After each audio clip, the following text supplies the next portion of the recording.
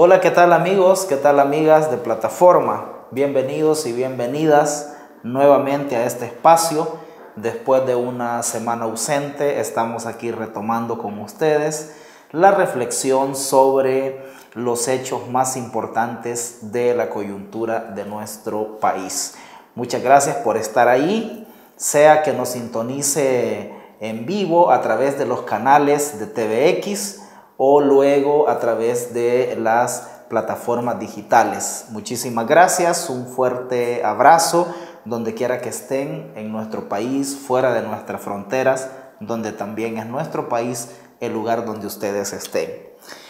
Quiero mantener esta dinámica de cada vez que hay una efeméride importante en la semana, retomarla con el propósito de mantener viva la memoria sobre hechos que son relevantes y luego comentar sobre el tema o los temas más relevantes de la coyuntura de la semana. En ese sentido, quiero en este programa hablar de dos aniversarios históricos que tuvimos en días recientes. Por un lado, los 50 años de la guerra de las 100 horas entre El Salvador y Honduras, la guerra que el cronista polaco Richard Kapuscinski tituló en una crónica como la guerra del fútbol. Sabemos que no fue por un partido de fútbol, pero ese es el nombre que le dio Kapuscinski. Y luego los 40 años de la revolución sandinista en Nicaragua. Esos son los dos hechos que son relevantes. En relación a la guerra con Honduras, esta sucedió entre el 14 y el 18 de julio, conocida como la Guerra de las 100 horas porque dura 100 horas. ¿Cuáles fueron las causas de esta guerra o qué fue lo que lo motivó? Pues bueno, fue una guerra motivada por los intereses de las oligarquías de ambos países, la oligarquía hondureña y las élites oligárquicas salvadoreñas. Ambas expresaron su descontento en la guerra y quienes terminan enfrentándose pues son al final los pobres, ¿verdad? La oligarquía hondureña estaba molesta porque en las relaciones y en las dinámicas del mercado común centroamericano ellos estaban perdiendo frente a las oligarquías de Guatemala y El Salvador, que estaban siendo las que se beneficiaban mayormente con el mercado común centroamericano. Ustedes recuerdan que el Mercomún fue un esfuerzo de integración económica en los años 60, motivada un poco por los Estados Unidos a partir de la Alianza por el Progreso, que fue esta estrategia gringa que buscaba contrarrestar los efectos de la Revolución Cubana de 1959 para evitar que hubiera más revoluciones cubanas en el resto de América Latina y de Centroamérica. Estados Unidos apoyó una estrategia que se llamó Alianza para el Progreso y en ese marco fue que se planteó crear una región común para el comercio, para la economía en los países de Centroamérica. Entonces, en el mercado común centroamericano, las relaciones desiguales, algunas oligarquías, algunas élites empresariales de algunos países podían competir en mejores condiciones y otras estaban en desventaja. Entonces, la oligarquía de Honduras y la de Nicaragua eran las grandes perdedoras en el mercado común centroamericano y las oligarquías de El Salvador y Guatemala eran las grandes ganadoras. Entonces, en Honduras se inventan una reforma agraria que consistía en expulsar a la población salvadoreña de sus tierras. Ustedes recuerden que la migración salvadoreña a Honduras había empezado décadas antes, en los años 20, cuando se dan las primeras migraciones masivas de salvadoreños y salvadoreñas pobres que van en busca de tierra y en busca de trabajo a Honduras, especialmente a la zona norte, a la zona atlántica donde estaban las bananeras, toda la zona de San Pedro Sula y hacia el oriente hondureño. Entonces, la oligarquía salvadoreña, para contener esa deportación masiva de salvadoreños y salvadoreñas, seguramente los oligarcas salvadoreños dijeron, no tenemos cómo recibir a 100,000 o a 150,000 salvadoreños en el país, ¿verdad? Porque nosotros tenemos acaparadas las tierras y no hay tierra, ni trabajo, ni vivienda para esta gente. Entonces, para evitar que Honduras los deporte y para contener esa deportación, es que se le hace la guerra a Honduras con el objetivo de parar esa deportación masiva. Y así es como se da la guerra. Por eso digo que son los intereses de las dos oligarquías. La oligarquía hondureña molesta porque estaba perdiendo en el Mercomún, quería romper con el Mercomún, y la oligarquía salvadoreña tuvo temor a que se le generara una enorme crisis social con la llegada de decenas o cientos de miles de compatriotas que estaban siendo expulsados de Honduras. El gran perdedor en esta guerra, en mi opinión, y muchos historiadores coinciden, fue El Salvador. El Salvador se convirtió primero porque políticamente se convirtió en un país agresor. De víctima se convirtió en victimario. El Salvador era víctima cuando Honduras estaba expulsando a su gente. Cuando El Salvador decide agredir a Honduras, se convierte de víctima en victimario y quedó como un país agresor, que se le hizo una guerra de agresión a un país vecino. La OEA resolvió en contra de El Salvador. Económicamente El Salvador perdió porque perdió mercados, se cerraron las fronteras, las exportaciones salvadoreñas hacia Honduras. Socialmente perdió porque la crisis migratoria siguió. Honduras, a partir de la guerra, no cesó las deportaciones masivas, sino que estas continuaron. Y bueno, y en estos 50 años no ha sido posible establecer una relación más estrecha con Honduras, a pesar de que es nuestro principal vecino. Con Honduras compartimos la frontera más grande. La frontera con Honduras es más del doble de la frontera con Guatemala. Y no hemos logrado establecer una mejor relación con Honduras, a pesar de la hermandad que nos parecemos tanto hondureños y salvadoreños. El otro hecho histórico es la Revolución Sandinista, que cumplió 40 años. El 19 de julio de 1979, la Revolución Sandinista triunfa en Nicaragua. Es derribada la dictadura dinástica de los Somoza, que habían gobernado Nicaragua desde los años 30 por más de 50 años. Y luego esto dio paso a una guerra civil, ¿verdad? Los sandinistas gobernaron una década enfrentando una guerra civil con un bando opositor mercenario financiado por los Estados Unidos. Lástima, quizás si los sandinistas hubieran gobernado sin una guerra civil, el resultado de la revolución sandinista hubiera sido mejor. Hay que decir que la revolución sandinista inspiró también a la guerrilla salvadoreña.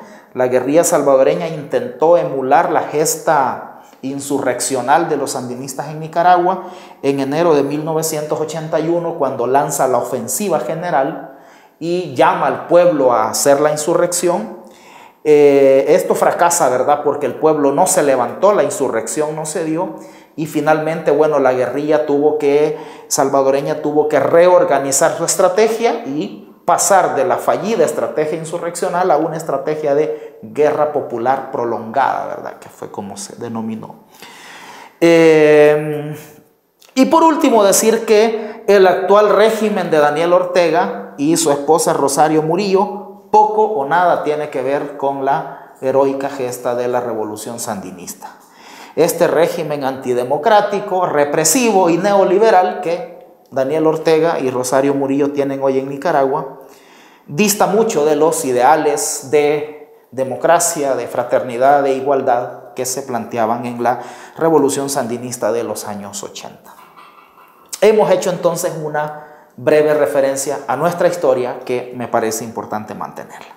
Vayámonos al hecho principal de la semana. Sin duda es la visita a nuestro país de un señor llamado Michel Richard Pompeo, conocido como Mike Pompeo, que es el secretario de Estado de los Estados Unidos es el canciller, digamos, de los Estados Unidos porque es el que dirige la política exterior. Hay que decir que el señor Pompeo es un hombre fuerte de la administración de Donald Trump. Fue antes director de la CIA, ni más ni menos, y ahora es el canciller estadounidense. Vino este señor a nuestro país, se reunió con nuestro presidente Nayib Bukele, y lo interesante de esta visita, ¿verdad? Entre otras cosas, bueno, vino a ofrecer ayuda contra la delincuencia, vino a ofrecer visas temporales de trabajo, vino a renovar por 5 años más que nuestro país le ceda la soberanía en la base militar ubicada en Comalapa, llamada, disfrazada, base de monitoreo del narcotráfico, pero en pocas palabras es una base militar. El señor Pompeo logró que Nayib Bukele le permita 5 años más continuar. ¿Qué es lo más relevante en mi opinión, amigos y amigas de plataforma? Bueno, en mi opinión lo más importante es que este funcionario estadounidense vino a descubrir, por si no sabía, o a confirmar, porque sí la sabía, las causas de la migración. Él vino y dijo que se daba por enterado que la migración salvadoreña y centroamericana hacia su país se debe fundamentalmente a la violencia y a la pobreza. Bravo, señor Pompeo, ha descubierto las razones por las que nuestros compatriotas se van hacia Estados Unidos, huyendo de la violencia y huyendo de la pobreza fundamentalmente. Otras personas se van por reencuentro familiar, por otras razones, pero fundamentalmente la gente se está yendo por la violencia y por la pobreza.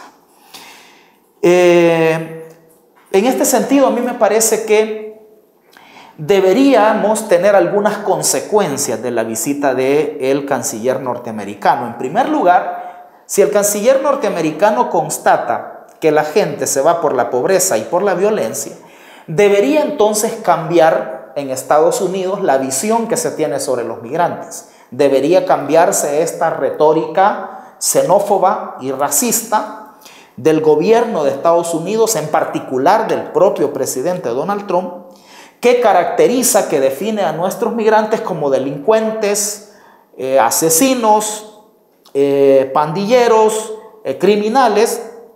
No, el señor Pompeo ya vio que no son pandilleros, ni criminales, ni delincuentes, sino que son personas vulneradas en sus más elementales derechos, al trabajo, a la seguridad, a la educación, a tener oportunidades. Por tanto, en Estados Unidos, en vez de construir muros, en vez de detenciones masivas, en vez de deportaciones express, en vez de centros de concentración de migrantes, etcétera, debería haber políticas de protección estatal contra estas personas que han sido vulneradas en sus derechos. Entonces, la primera cosa que esperaríamos de la visita del señor Pompeo es que en Estados Unidos se cambie esa retórica estigmatizadora que promueve la discriminación y el odio contra nuestros migrantes. La gente se va buscando trabajo, se va buscando la paz, buscando encontrarse con sus familiares. Entonces debería de cambiarse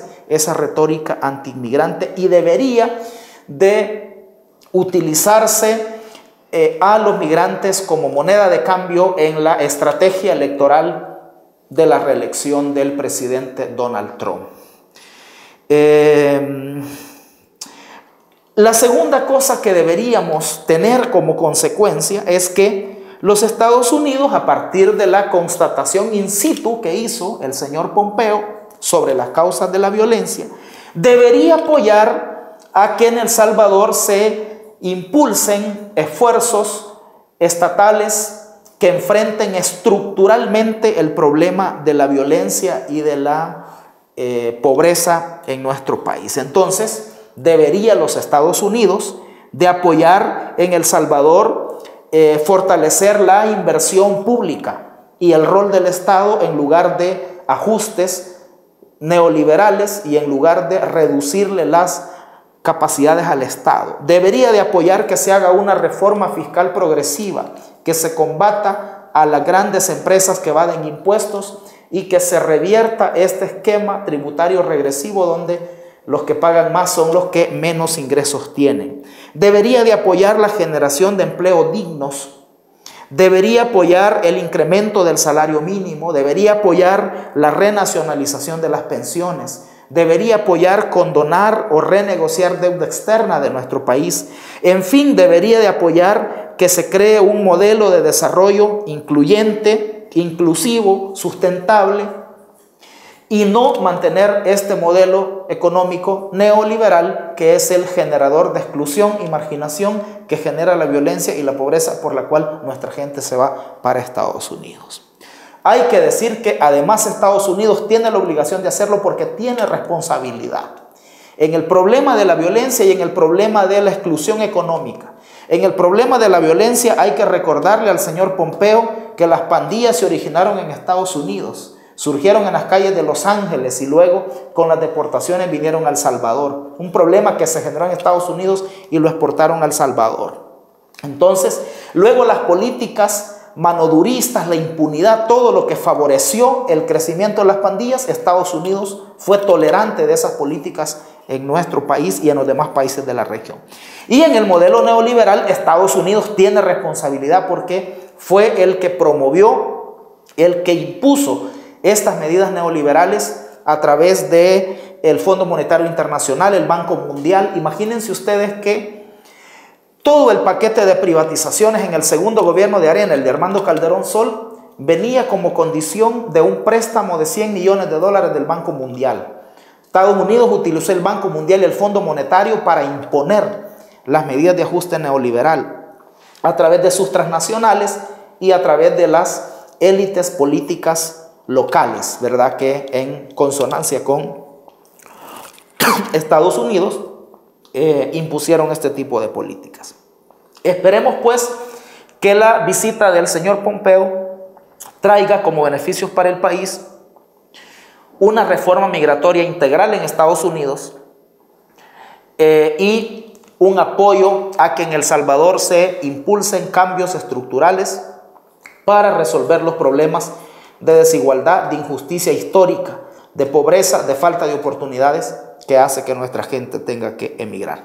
Muchísimas gracias, amigos y amigas. Nos encontramos la próxima semana para reflexionar sobre temas importantes de nuestra coyuntura.